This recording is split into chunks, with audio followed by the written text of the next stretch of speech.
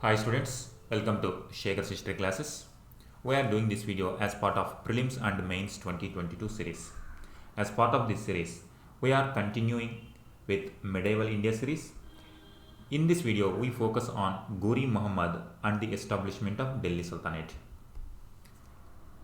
In previous classes, we have seen the rise of Islam and the rise of caliphates, and also we have seen the rise of Turkish states in the northwestern borders of Indian subcontinent. These Turkish states had great impact on India's political developments.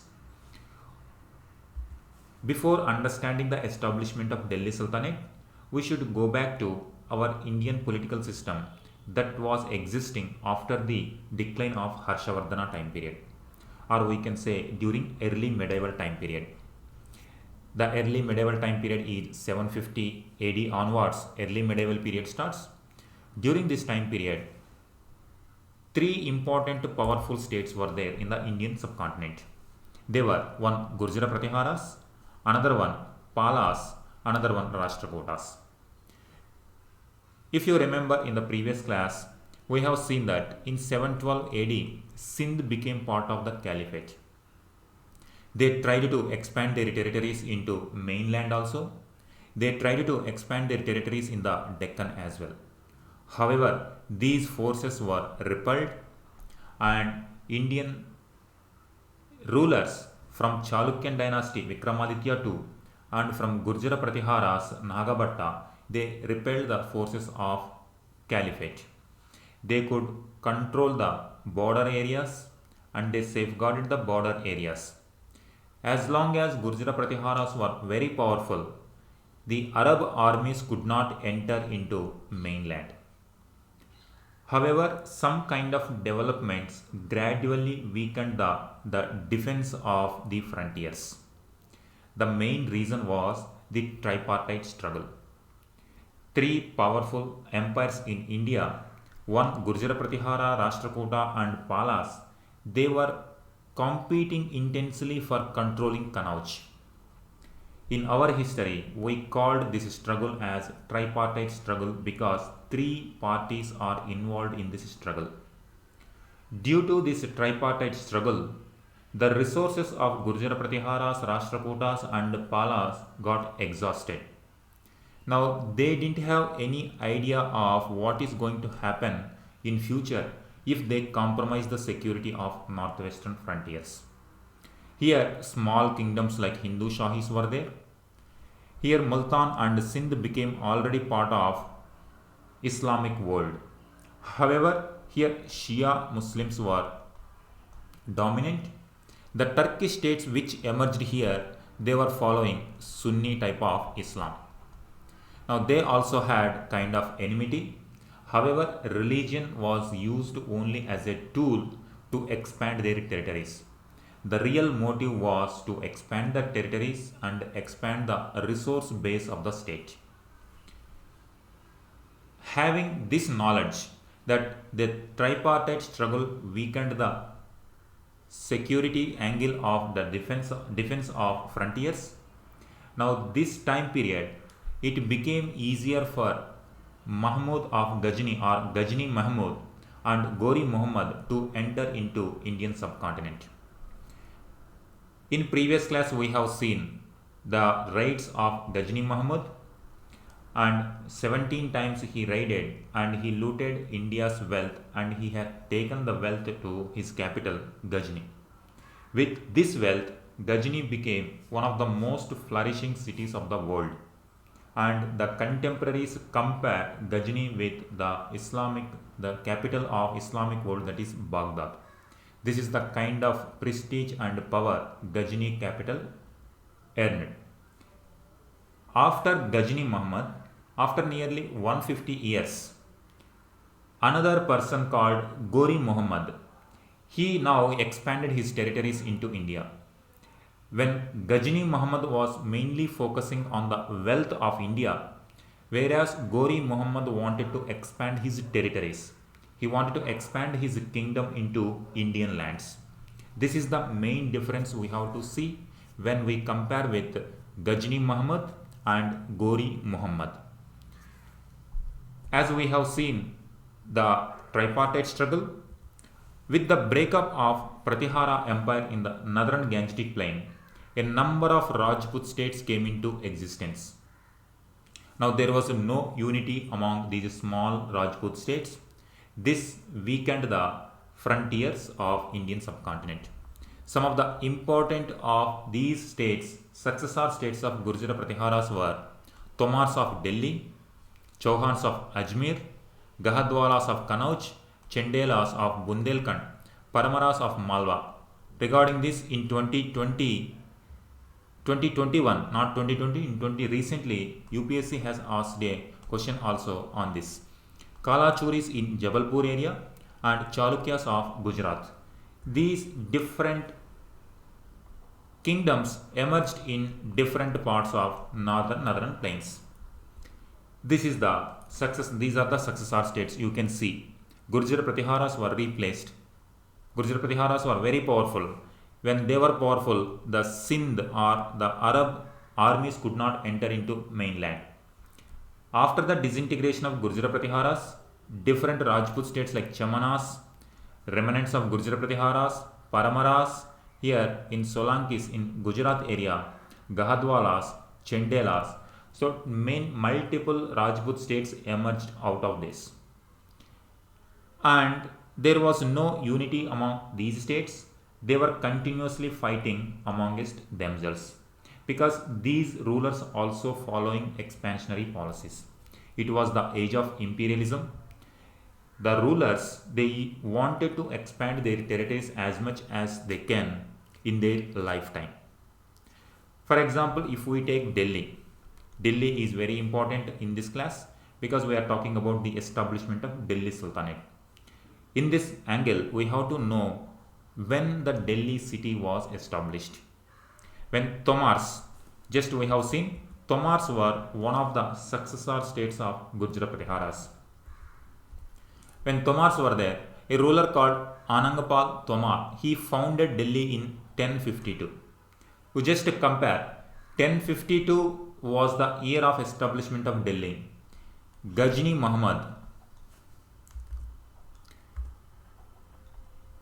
Ghazni, he raided Indian cities till 1025. 1025 was the last raid of Ghazni Muhammad. He raided Somnath. Before 1025, in 1017-18, he raided Kanauj and Madura regions. Madura and Kanauj were important cities, but there was no Delhi at that time. So Delhi was founded after Ghazni's raids. This is one important aspect you have to remember. Next, Chauhan rulers, Vigraharaja, he captured Delhi from Tomars. Tomars established Delhi. Later, Chauhans of Ajmer, they captured Delhi from Tomars in 1151. Now we are reaching the raids of Ghori Muhammad. From 1175 onwards, we see the raids of Ghori Muhammad. We see the expansionist policies of Ghori Muhammad towards Indian subcontinent. Now we are almost reaching there. 1151, Chauhans captured Delhi. Prithviraj III, he was 11 years of old boy when he ascended the throne in 1177. By this time period, now already the Chauhan rulers had some kind of enmity with neighboring states. Prithviraj III, he also followed expansionary policies.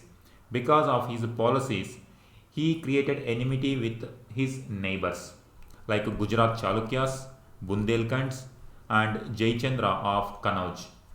If you see here, Chauhans, Kanauj, Chandelas or Bundelkhand region and Chalukyas, these three were important neighbors for Chauhans. Because of his policies, Prithviraj III policies, when he became youthful, he created enmity with all his neighbors.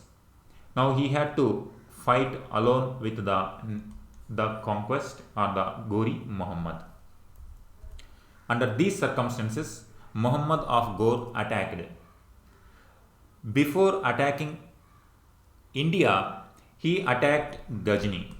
Now you see, Just 100 or 150 years ago, Ghazni was very powerful state. By this time period in 12th century, Ghor became very powerful city. Both are located in present-day Afghanistan, almost neighboring cities. Ghazni was once a very imperial capital. Now Ghor became imperial capital of Ghurid Sultanate. Muhammad he attacked the city and he captured Ghazni and it became part of Ghurid dynasty or Ghurid Sultanate.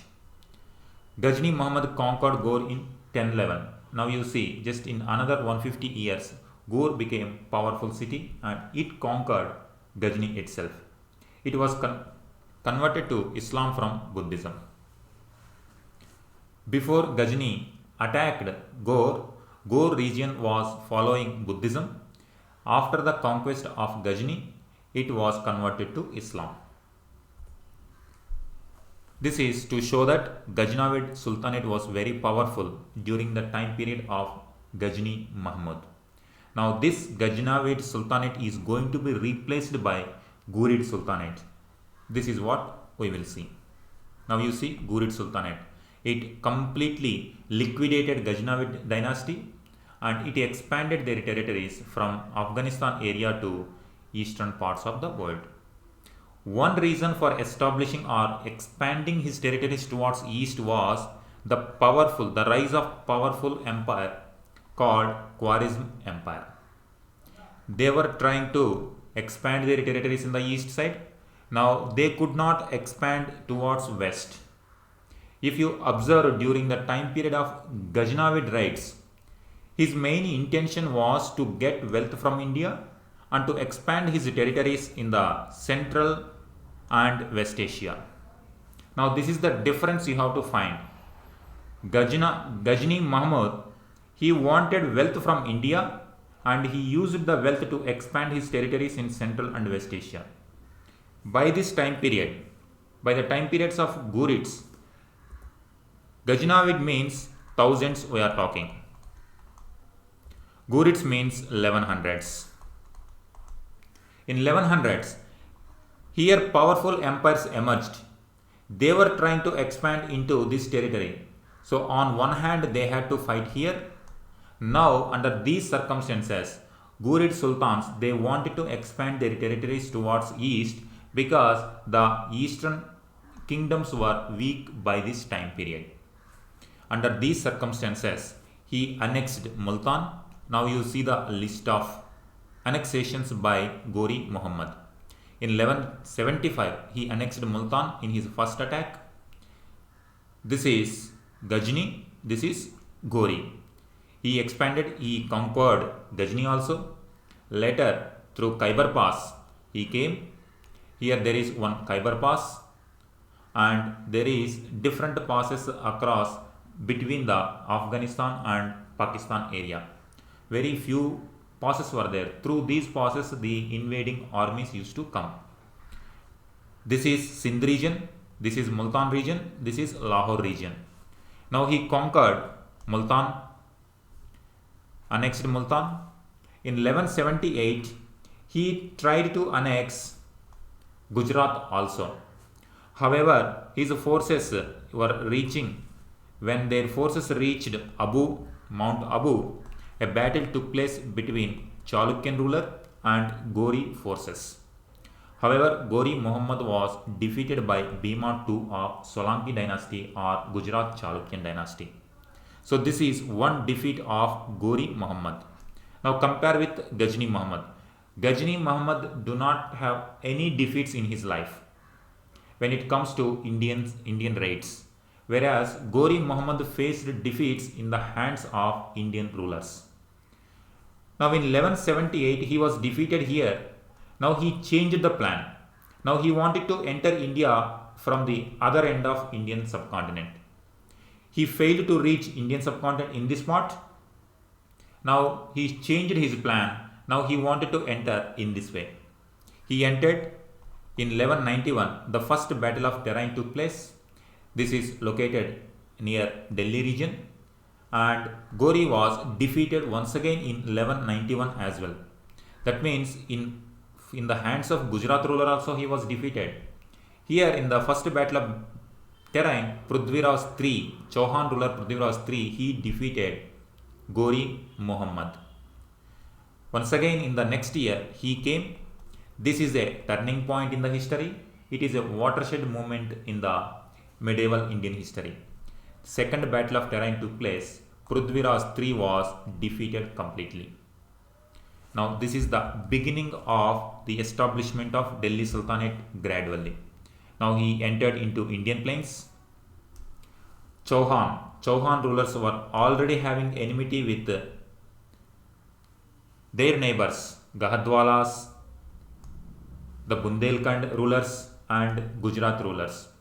When he was fighting, and these people did not help him. And in fact, when he was defeated, when Prithviraj III was defeated, these people enjoyed. Now their turn has come. Now they conquered Kannauj as well. In 1194, Battle of Chandawar, Jaichand of Kannauj was defeated. Now up to this part, already this part also became part of Ghurid Empire. Now Ghurid Empire is expanding. It entered into Indian subcontinent as well. Jaichand, also known as Jaichandra, he was Gahadwala ruler. This is how you have to see. He was, Chauhan ruler was defeated, Gahadwala ruler also defeated. Now the northern part of India became part of Ghurid Empire. However, Gori Muhammad, he was not there to consolidate and to rule the Sultanate. He died in 1206. Now you see in 1192, Second Battle of Terain. In 1206, Gori Muhammad died. Now once again, like in our ancient history, you can see when Alexander the Great, he conquered the region, but immediately after the conquest, he died. Now his commanders, they started ruling the territory of Alexander the Great Empire. Same is the case here. Gori Muhammad died, and after him, he do not have any sons. He do not have any offspring. So however, he treated his Turkish slaves very well. These Turkish slaves became the successors of Gori Muhammad. This is why we call Delhi Sultanate the first established by a slave dynasty. Because Qutbuddin Aibak, who was the first Sultan of Delhi Sultanate, was a slave of Gori Muhammad. Not only Qutbuddin Aibak, Gori Muhammad was having different slaves. One was Aldous, another one was Kubacha. These people occupied important positions during his lifetime. After his death, they occupied different territories and they started ruling those territories as sultans. Muhammad of Ghur was succeeded by Qutbuddin Aibak, a Turkish slave, in 1206 in Delhi. Now, Delhi region came under one slave, Multan region came under one slave, Ghazni area came under one slave. This shows that what kind of importance the slaves got in Turkish states. Now you see, this is the Ghurid Sultanate. They expanded their territories. Gradually, the armies or commanders of Gori Muhammad expanded till Bengal region. Here, Khalji, a commander called Muhammad Bakhtiyar Khalji, he expanded his territories, or in the name of Gori Muhammad, he expanded the territories till Bengal region. However, in the Delhi part, Qutbuddin Aibak was the commander. Now in the Bengal side, Muhammad Bakhtiyar Khalji was the commander. Now Bengal region came under Khaljis, Delhi region came under Qutbuddin Aibak, Multan region came under one person Kubacha, Ghazni came under another slave. His name was Aldous.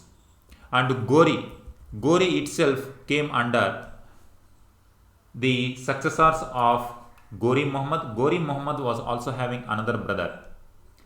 His brother's son succeeded in Ghur. This is how his empire once again came under different commanders. One of his commanders was Qutbuddin Aibak. He was instrumental in establishing Delhi Sultanate. Now you can see the empire of Gori Muhammad divided among his successors. Ghor came under Mahmud, he was son of his brother. Ghazni came under Aldous, he was a Turkish slave. Multan came under Kubacha, he was another Turkish slave.